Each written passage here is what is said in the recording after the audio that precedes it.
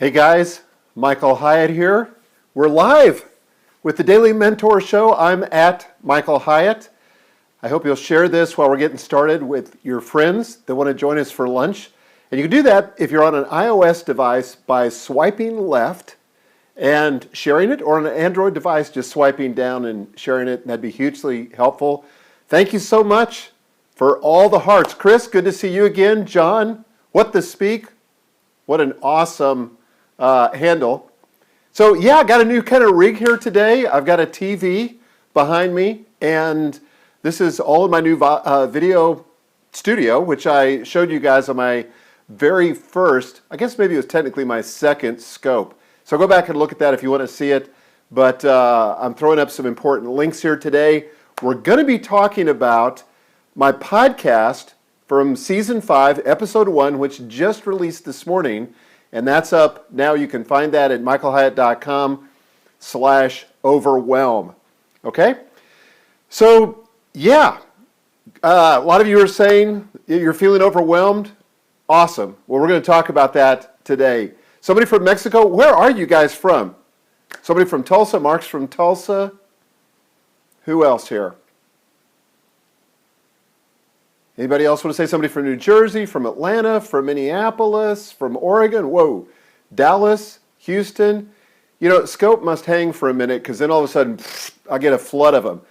Denmark, Wyoming, Brownsville, Texas, London, Hurons Valley, New York, Chicago, Saskatchewan. Lost that one. That was Spain. That was cool. Arizona, Canada. Well, it's good to have you guys. I'm Michael Hyatt, author of the New York Times bestseller Platform Get Noticed in a Noisy World, also the creator of PlatformUniversity.com. I blog at michaelhyatt.com, and my podcast is called This Is Your Life, and we just released Episode 1 of Season 5 today. You can find it at michaelhyatt.com/overwhelm. I know you probably can't see all that exactly right. I've got this Rode lavalier microphone that desperately needs a longer cord so I can put the camera back further away from me and you can see more of the room and more of the screen. Plus, I just learned this morning that Periscope, the folks at Twitter, are working on a landscape orientation for Periscopes. I mean, do you guys feel like it's about time? Who does video in portrait format? And yet that's exactly what they do. Somebody said, love the big screen. That was Michelle. Great. Awesome. Yeah, can't wait for landscape. By the way, I'm working on a couple posts. One of them is this blog post. One on what I love about Periscope. And I can't wait to share with you some of that because honestly, I've never been as excited about a social medium as I am about Periscope. Really, the last time was Twitter. When I got on Twitter in 2008, I was super pumped about it. And I just thought about it a lot. I thought it was a breakthrough kind of medium. And I feel the same way with Periscope. You know, I think this is what we've been waiting for. This is the next big thing until, of course, the next big thing. But so I'm excited about it. I'm going to do 10 reasons why I love Periscope. And then I've got one called 10 things I hate about Periscope. And one of them is the vertical orientation. Yes, and Schedule Max Mark said, Eric Fisher did a great landscape scope that he put it on Facebook. I know I watched that this morning. I thought, how the heck is he doing that? But it was very cool. So I've got a ton of stuff that I want to talk about today. I wish we had more time than just 30 minutes, but that's how long this scope is going to be, 30 minutes. If you're just joining, again, I'm Michael Hyatt. I blog at michaelhyatt.com. My podcast is called This Is Your Life, which you can find on iTunes. It's typically in the top 10 or 20 of the business category on iTunes. We get about 300,000 downloads a month. And somebody asked yesterday, they wanted to know how I do the podcast, how I produce it. So, hello also from the Philippines. So example was back in the day when I first started podcasting about 3.5 years ago, I did it all myself. I did what's called the show prep, preparing myself. And then I recorded it, and then I did the editing, and then I did all the posting and all that kind of stuff. So I did it all. It was taking me about a day or two of my life every single week. Way, way, way too much. So at that point, I decided to get a podcast producer, and I just wanted to record it and do the show prep, record it, and then send it to him, and he posted it. Now the way that we do it, which is super awesome, and I hope that you'll watch episode 1, season 5 today, because it's in my brand new video studio, the same room that I'm in today, but a different location in this room. You can find that at michaelhyatt.com/overwhelm, but that's the first episode. But the way we do it now is that we sit in this room. There's 2 of us. In this case, it was Stu McLaren, who's filling in for my regular co-host, Michelle Cachat. Hello from the Dominican Republic. And so we recorded 13 episodes in 2 days, maybe about a day and a half. But that's what we do now. We batch process this. And by the way, that's just a productivity for you, a tip for you, is if you can batch process stuff that's similar, whether it's writing blog posts, doing podcast, answering email, anything that you can put together like that and batch process, it makes you so much more efficient. Somebody said, praying for Michelle, miss her voice. I thought I'd give you a little bit of an update on Michelle too. So I talked to Michelle last week. We had a Zoom call. Michelle was my co-host for the first 3 seasons, and then she contracted cancer again. This is like for the 3rd time. Tongue cancer. Weird thing about it, she's never smoked, and she got tongue cancer again. And they had to remove, I think she said about 2/3 of her tongue. So, totally miserable experience. I didn't realize how bad it was. She told me that it almost killed her. And by the way, if you love Michelle, I'd love for you to send up some hearts to her right now. I love her. She's a great friend of me and Michelle. She offers something, yeah, there the hearts go, that's awesome. She brings something to the equation that's awesome because she's funny, she's insightful. She doesn't let me get away with much. You know, if I give an answer that's shallow or I kind of skirt the issue or I'm not as open and transparent as I need to be, she just keeps probing, and I love that about her. So she's been really recovering now for, I guess, about maybe 8 months, 7 or 8 months. She's been totally out of commission. She told me basically the treatment was dial it up till they kill her, almost, with radiation and chemo, and then back it off a few clicks. But that's how it's felt to her. The good news is she's getting much better by the day. She's slowly getting her strength back.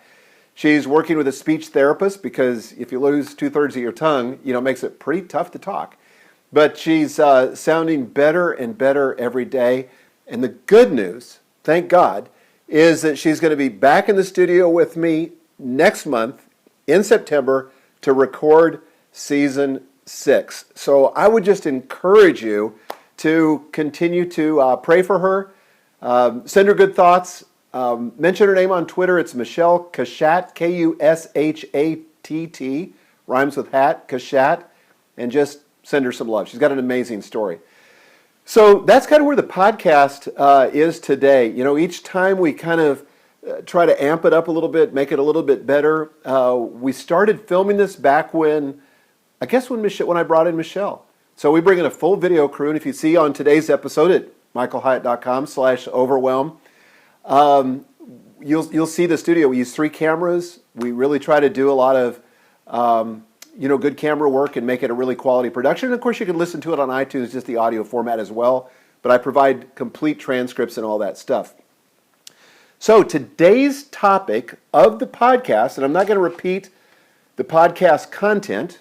And by the way, I am going to take questions here in just a minute. So if you'd hold them for just a minute. Again, if you want to share this scope, then swipe right on an iPhone, swipe down on an Android and share it. That would be awesome. And by the way, Renita says, can we send Michelle fan mail to your office? Yeah, you can. I'll tell you what, if you'll send it to michael@michaelhyatt.com, that's my email address, I'll make sure that it gets forwarded to her. She has a lovely blog, as W.A. Gentry just pointed out, and she's got a great brand new book called Undone. So, the topic today on the blog post that Stu McLaren, one of my best friends, he's setting in for Michelle, and so he was my co-host, and you'll see him on there if you watch the podcast or if you listen to it. But it's called Escape the Overwhelm. I'm not going to repeat what I cover in the podcast, but I'm going to tease you a little bit. What I do cover in here. So for example, why the big picture is the last thing you should focus on when you're feeling overwhelmed. Now I'm going to be honest, it's usually the first thing that I focus on because I'm futuristic according to Strengths Finders, and I tend to go to the worst case scenario and think, oh my gosh, I'm feeling overwhelmed, where is this going to end? And that's the last thing that needs to happen, and I tell you why in the podcast. Second thing we talk about is one of the fastest ways to develop momentum when you're stuck. And it's a whole lot simpler than you think. But a lot of the reasons we feel stuck or feel overwhelmed is because we feel stuck. We just can't seem to get that forward momentum that we want to get. The other thing we talk about is the difference between your areas of concern and your areas of influence and why this distinction is critical to you keeping your sanity and keeping from feeling overwhelmed. Another thing we talk about, why comparison with others is such a momentum killer. And, unfortunately, Facebook, social media accounts in general, if we're not careful, this is like one of the dark sides, one of the downsides of social media, can cause you to compare yourself, especially when people are posting about their hot spouse, their brilliant kids, the amazing neighborhood they live in, whatever. You go, God, mine doesn't compare to that. So I talk about that in the podcast. And then I talk about how to avoid the pitfalls of overthinking and underacting. And that can really, really lead to a feeling of being overwhelmed. So again, I'm not going to repeat the content, but if you listened to the podcast already, even if you didn't, I'd love to have your questions about being overwhelmed. First of all, let me just start with this. If you're feeling overwhelmed today, or if you have in the last 24 hours, I'd love for you just to tell me. Tell me yes. If you haven't, that's okay too. You can tell me no. I can hear you typing from here. Chris said, oh my God, yes. Me, yes. Yes. Okay, lots of yeses, lots of yeses. Somebody saying totally overwhelmed. Yes. All of July? Yes. Somebody raised their hand. No. Good. No. Awesome. Well, fantastic. If you don't feel overwhelmed, great. Most days I don't, but I did on Monday night. I don't know what it was, but I was feeling really overwhelmed. And sometimes it's because you're tired.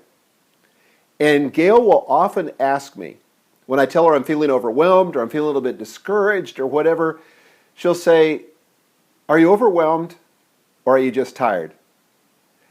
And more often than not, when I say that, that's at the end of the night. Shalene Johnson just joined. Great to see you, Shalene. Thank you for your kind words. But yeah, so I feel overwhelmed at the end of the night, and Gail says, why don't you just go to bed? That's like the best advice. It's like rebooting your computer. That solves about 90% of the problems on your computer. A good night's sleep is like rebooting yourself. And so, when you don't get sleep, which we talked about yesterday on Periscope, a lot of things don't go right. So getting a good night's sleep is hugely helpful. And it turned out that Monday night, when I was feeling overwhelmed, discouraged, lost focus, didn't know how I was going to get it all done this week, that a good night's sleep and a good workout the next morning, I felt fantastic. So it wasn't anything complicated. I didn't need to go into counseling, although that can be helpful, but it was that simple.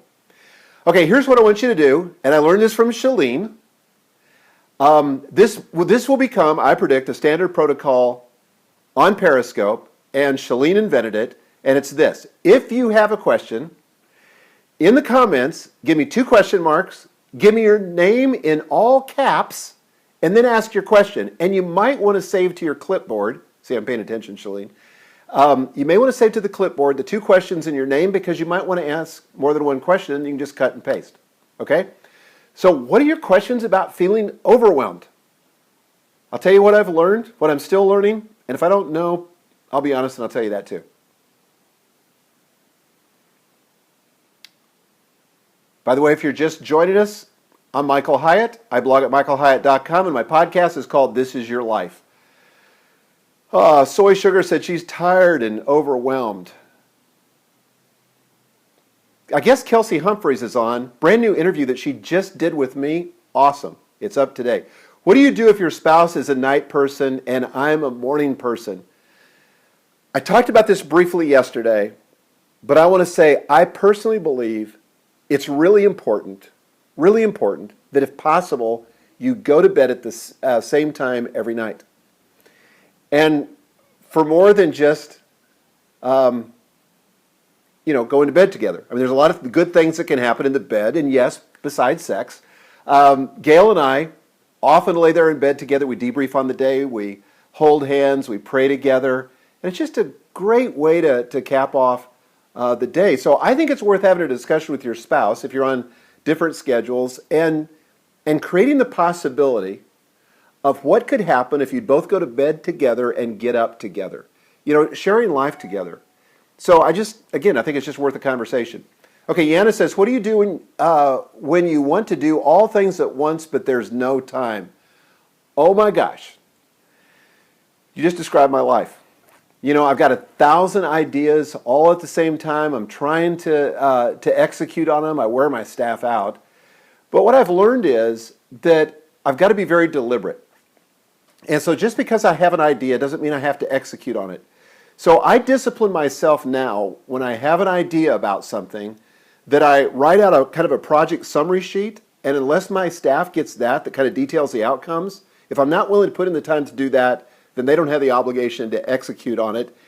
Neither do I, because a lot of times I just get ideas. I also have a note in Evernote where I just park those kinds of great ideas that I might want to execute later so I don't lose them, but I don't act on them. So I just park them. I've got one big file for that. Ben says, how important is your morning ritual to starting your day? Oh my gosh, everything. I really believe in rituals.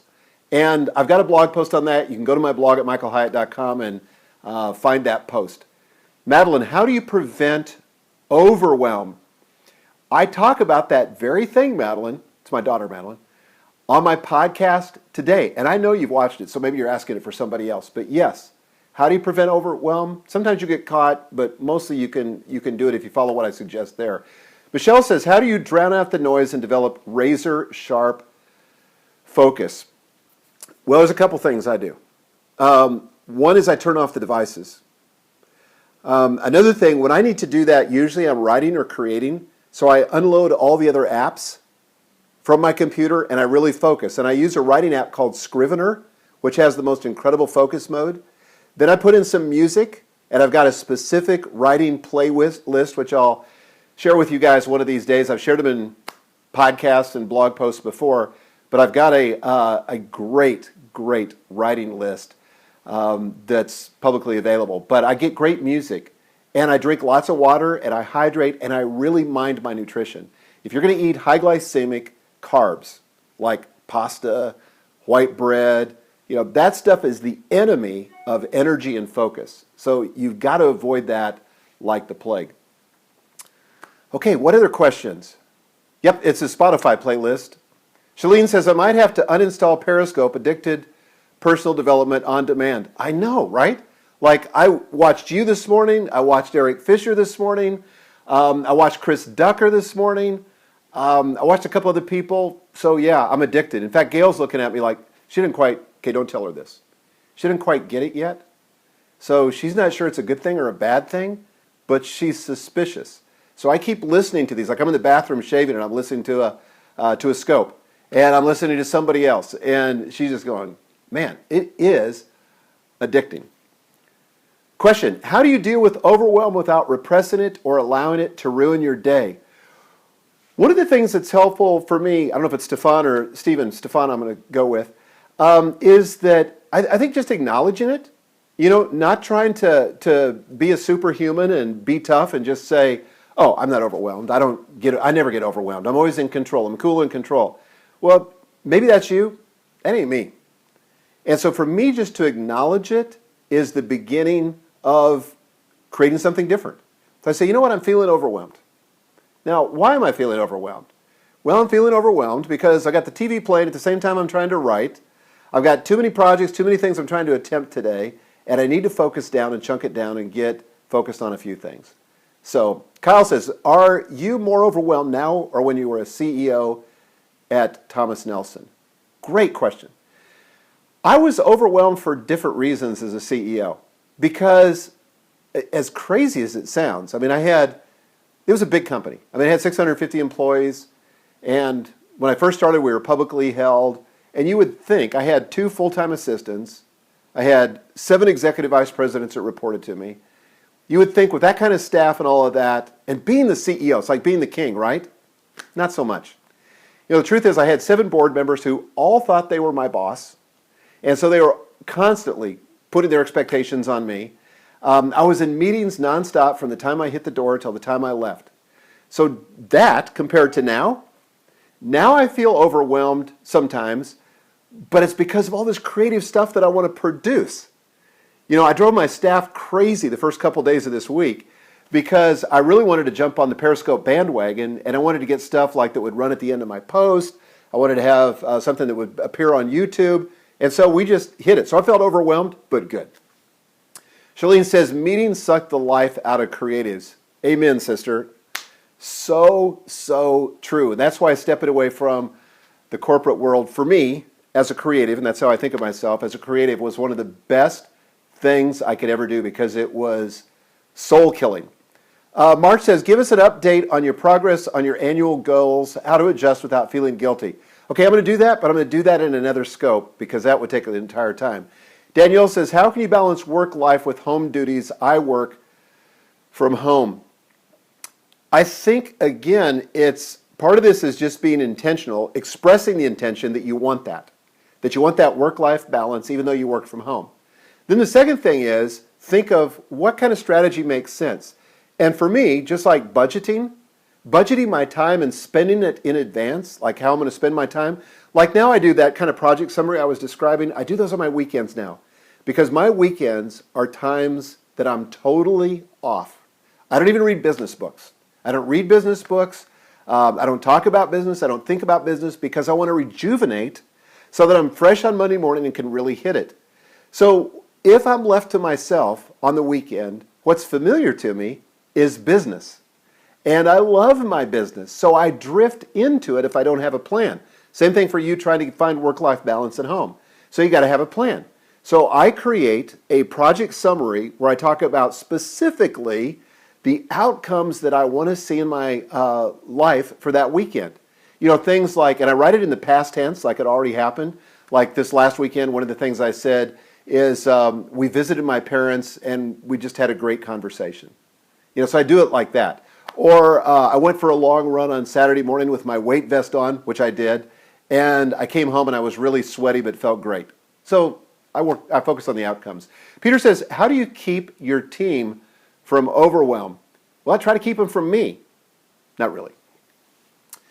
I try to be very alert to kind of the emotional climate, and kind of my secret weapon there is my daughter Megan, who is my oldest daughter and works with me in the business. Madeline also works in the business. But Megan's very empathetic. Actually, they both are. And so if people are feeling overwhelmed, Megan will come to me. Sometimes Madeline has done this and just said, you know, the team's really feeling overwhelmed, or you need to check in with Susie, who's my assistant, because she's really swamped right now. And so that gives me the opportunity to kind of dial back the demands on my side or get her additional help, which we're trying to do right now. By the way, we're looking for 3 jobs still. We have 3 openings in my company. It's on my blog. You can find the detail, but a CFO is one of those. Can you talk a little bit about how to manage stress when it involves coworkers who don't follow through? Man, I just had that discussion earlier this week with somebody who was facing that in their work environment. So yeah, I think what doesn't work is kind of avoiding the problem and never addressing it. You know, I think you've got to address it. And for me at least, when I'm in that situation, the first thing I'm going to ask is there anything that I'm doing that's contributing to this, to their lack of follow-through? Maybe, for example, I'm not clear on expectations. So for one of the things I tried to do at the end of a meeting, we just had a meeting before I got in this scope, is I said, okay, what are our next steps? I want to be clear about what we've got to do next and who's responsible. So make sure that there's an expectation that they're going to follow through. And I ask them for a due date. So I might say something like, I'd really like to have that by August the 31st. Do you think that's possible? And I just did this with Joe Miller, who's on my team. And he said, no, I don't think I can do that, given everything else. And I said, okay, so when do you think you could do it? He said, I think I could get it by the 15th of September. And this wasn't like mission critical or urgent. So I said, how about September the 30th? Because I was sensing a little overwhelm. And he said, oh, piece of cake, I could totally do that. So I write that date down. So now he and I both know what the expectation is, what the deliverable is, and when it's due. Now, if he doesn't deliver it on that date, then we're going to have a conversation. And it could be that there are obstacles in his way. First of all, I'm not going to wait till September the 30th to ask him the question. I'm going to be checking in periodically. I do not micromanage, I promise. But I'm going to check in periodically to make sure he's still on track. And if there's obstacles in the way, as somebody who's a leader and as the CEO of my company, my job is to get stuff out of the way so that people can do their job. So I see that as a major primary role for me as a leader. Anything else about overwhelm? By the way, I hope you guys will follow me on Periscope also. Okay, Clay says, I'm overwhelmed because I don't have a balance between time and money. No free time. This is one of the reasons why financial security, or at least stability, if not independence, is so important, because it can buy you time. And so I would make that, financial independence a goal. And it may take you some years to get there, but I'll tell you what, if you've got a goal and you've got a strategy, you'll get there a heck of a lot faster than if you're just hoping. Hope is not a strategy. It's not a plan. And if you don't do anything else, read Dave Ramsey's book, The Total Money Makeover. Madeline says, so important to live in a mindset of abundance when you're short on Monday. Madeline, my daughter, so absolutely right. You'll never get more of what you want until you're thankful for what you've got. You can quote me on that. I've got a blog post, a couple of them that are on my blog at michaelhyatt.com that are about abundance. In fact, one of them, my favorite ones, is called Two Kinds of Thinkers, Which Are You? And it's about abundance thinking versus Periscope. Abundance thinking versus scarcity thinking. That's what happens when you try to read comments and talk. Yeah, so there's another book called More Than Enough, which is also a Dave Ramsey book, which is fantastic. All right, Danielle says, what is a good project management software? Honestly, we don't use project management software. We used to. We used to use Basecamp, and we had a hard time getting everybody to use it. We now use Slack, and it's really not a project manager, but we kind of don't need it with Slack. Slack is awesome. If you're overwhelmed with email, especially with your team, I'd really encourage you to try it. So, Yana, re-ask your question again. It just disappeared just as I was about to get to it. Kyle says, yeah, Slack is amazing. Yeah, it's completely changed the way we do business. So it's super. So somebody says your title is wrong. I'm not sure what you mean by that. Okay, Matthew said you mentioned Evernote with clearly your mind. Oh, lost that too. All righty. Brian says, Slack hard to find old items? It can be, but if you'll discipline yourself to learn the search syntax, it's pretty easy. Yana says, why do you take 2 days off, not one, as the Sabbath? You know why? Because I can. I have a lot of stuff I want to do that's unwork related. So for me, Saturday is pretty much family related, and I really try to focus on my family and, frankly, some of the things I want to do, hobbies and that kind of stuff that's not work related. And Sunday is also about rest. It's primarily about worship, but it's me getting in touch with the things that really drive me, my highest and best values. So somebody's saying virtual mentor or daily mentor. Yeah, we're going with daily mentor. Okay, so I used virtual mentor the first time, but daily mentor is what we're going to use now. We got 1 minute left, and then I'm going to sign off because I really do want to keep this to 30 minutes because I know some of you have got to get to lunch. Others of you have got to get to your nap, like I get to. I'm going to take a 20-minute power nap. Brian says, overwhelmed when you left Thomas Nelson. Honestly, Brian, I was initially. I was overwhelmed because I suddenly went from a world where I had a lot of assistance to having no support. I couldn't even figure out where the FedEx box was. I couldn't book my travel. I couldn't do anything. So yeah, it was overwhelming. And by the way, that's why it's so important, if you're an entrepreneur, that you build a team. And you say, well, it'd be great if I had the money, I would build a team. Start with the intention that you want a team. If you could offload some of the stuff that you really don't enjoy or aren't very good at, what would that be? And could an assistant, even at 5 hours a week, do that work for you? Start with the intention, identify what you would offload, because here's my experience. The resources follow vision. Every time, all the time. If you don't have a vision for what you want, the resources aren't going to just show up. People get this backwards all the time. I could do a whole Periscope on this. But people think, well, I'm going to wait till the resources show up and then I'll figure out how I'm going to spend it. No, it's backwards. You got to have a vision. What is it that you want to achieve? What is it that you want to build? What is it that you want to create? And then pray for the resources to show up. I think that's just the law of the universe. Guys, I hope you've enjoyed this scope. Thanks so much for spending part of your lunch hour. Hopefully it's your lunch hour wherever you are. But thanks for spending this time with me. I'll be back tomorrow with another scope. Until then, make it an awesome day. Thanks.